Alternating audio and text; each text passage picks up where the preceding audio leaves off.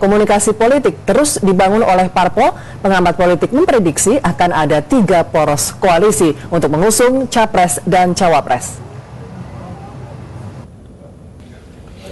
Pembicaraan mengenai koalisi semakin gencar dilakukan oleh partai politik.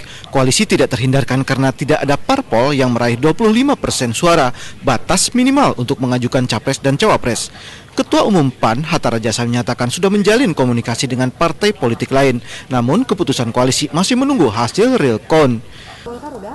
PDIP, Gerindra ya ngomong-ngomong lah gitu, nggak sama Pak Ical belum ngomong, nggak terakhir ini belum bicara. Nanti kalau ketemu sekali, 2 kali, 3 kali baru kelihatan yang punya platform yang sama dan sejalan untuk kerjasama membangun bangsa dan negara ini. Pengamat politik SMRC, Saiful Mujani memprediksi ada 3 skenario koalisi parpol untuk pemilu presiden mendatang. Koalisi pertama gabungan suara PDI Perjuangan, Partai Kebangkitan Bangsa, dan PKPI. Lalu gabungan Partai Golkar, Demokrat, dan Hanura dengan 29,42% suara. Dan gabungan Partai Gerindra, PAN, PPP, dan PKS dengan 32,88% suara. Hubungan elit atau pemimpin partai itu sendiri sejauh ini itu bagus atau tidak bagus, pernah konflik atau tidak konflik, dan seterusnya. Itu pertama.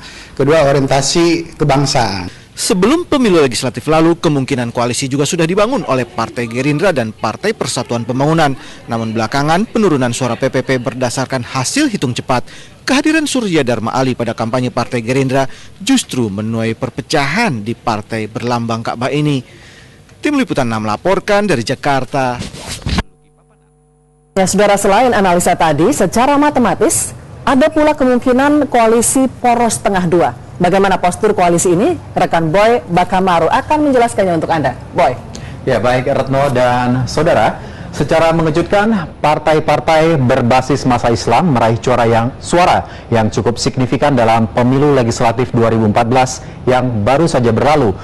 Suara dipimpin oleh Partai Kebangkitan Bangsa yang berada di urutan keempat, dan begitu juga dengan PKS yang ternyata mampu mempertahankan suara meski kasus sedang menerpanya.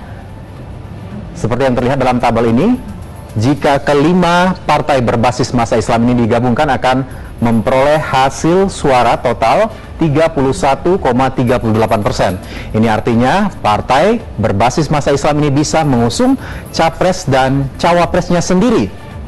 Nah, pertanyaannya, apakah akan kembali terwujud koalisi poros tengah jilid kedua dan kembali sukses seperti saat mengusung Gus Dur di tahun 99 lalu? Berikut pernyataan pengamat politik Ikrar Nusa Bakti. Hampir tidak mungkin terjadi poros tengah jilid 2. Kenapa? Karena ego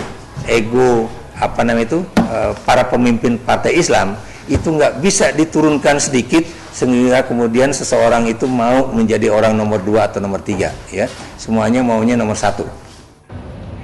Selain permasalahan koalisi partai politik, yang juga tak kalah penting adalah bagaimana sang calon presiden memilih wakilnya yang benar-benar cocok untuknya. Dan berdasarkan salah satu lembaga survei Sirus menyatakan bahwa Jokowi akan meraih suara tertinggi bila dipasangkan dengan mantan Wakil Presiden Republik Indonesia Yusuf Kala. Bahkan angka jauh mengungguli pasangan yang lainnya, yaitu 52,8%, jauh di atas gabungan antara Dewan Pembina Gerindra Prabowo dan juga salah satu capres Partai Demokrat Dahlan Iskan hanya 20,5%, ataupun ARB dan juga Mahfud MD. Begitu juga dalam simulasi kedua masih menyatakan Jokowi dan JK akan tetap meraih ataupun mengungguli pasangan Prabowo yang akan dipasangkan dengan Hidayat Nur Wahid. Ya, namun pemilu calon presiden akan masih berlangsung pada 9 Juli mendatang. Berbagai kemungkinan masih bisa saja terjadi.